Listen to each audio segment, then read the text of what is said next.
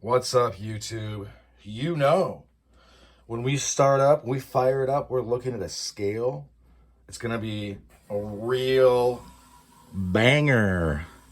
Like Young Dolph said, all I need is one scale, a couple bales, etc. We don't have any bells, though. We just have these bludgeoning instruments. So this is what we're going to do. First and foremost, I remember this being like very light. I took this on a walk last night.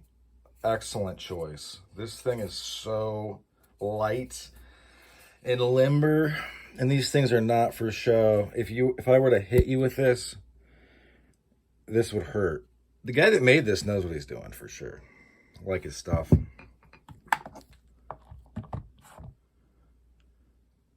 About 15 ounces, and then we've got this guy, this son of a gun. You're looking at some real weight. So why are we looking at this? These things are all kind of the same function, and they're nearly also the same form. But we need to look more closely at the form to really have a good idea of what's going on. So we got 11 3/4. We got 9.5-ish, a little bit longer. This is 7.5. So how does it function? Part of that function is going to be, how is it in our hand? So this one, I wouldn't hold it like this because this is just so heavy, unless I had just drawn it or something. So you're going to be holding it like this.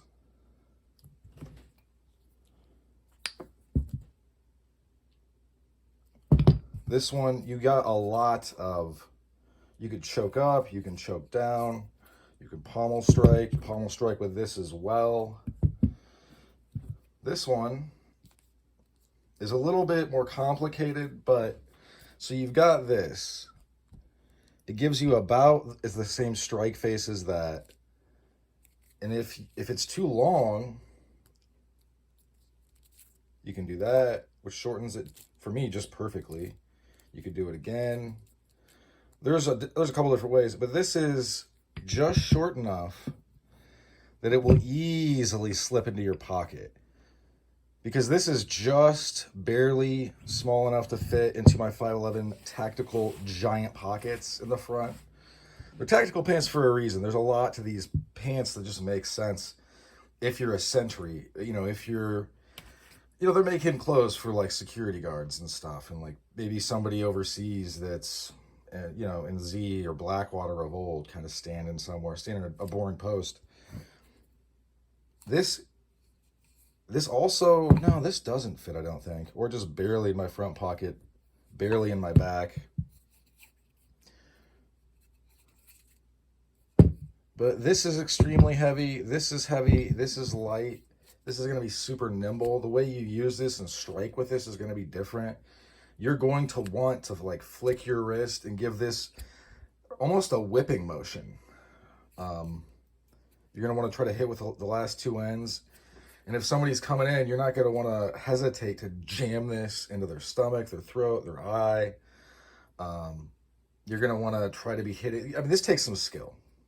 Okay. And some determination. I don't want to say maliciousness, because it's not malicious to want to survive if you're defending yourself, and you should be. I would just say it takes some pugnacity. It takes some tenacity. Both great words. I will maybe remember to put their definitions down here, but probably not. Let's be real. This one is more of like the traditional, this thing is so heavy, I'm going to fold your arm up around it. And this is kind of it's almost like cheating, because say I got this around my hand real quick. Look, I've just given myself, not only is this totally secure, I've given myself like 2 inches. And when say the threat isn't immediate, boom. Now it's even more secure in my hand. When I want to slip it in my pocket and I don't want to deal with that But this is an ambush weapon, really, right? Like, you're not want to be showing this. You're going to want to let people not know, let them wonder what's going on with that. This is going to be a lot harder to conceal, and it's also going to be a great deterrent because it's bigger. When I walk the river at night, I often am like just kind of playing with this.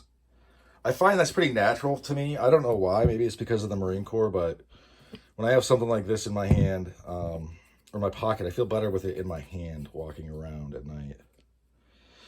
Especially when I'm out in the sticks. Not really in the sticks. I'm in the middle of a city, but it's a Midwest, I would say, big town, small-ish city with lots of green space for now. So yeah, it's these things, they function slightly differently, but they are very much the same. I didn't pull out the rest of the cable jacks, or like the, is it the Springfield that Witch Doctor Zero made? The very thin cable jack that has a big strike face.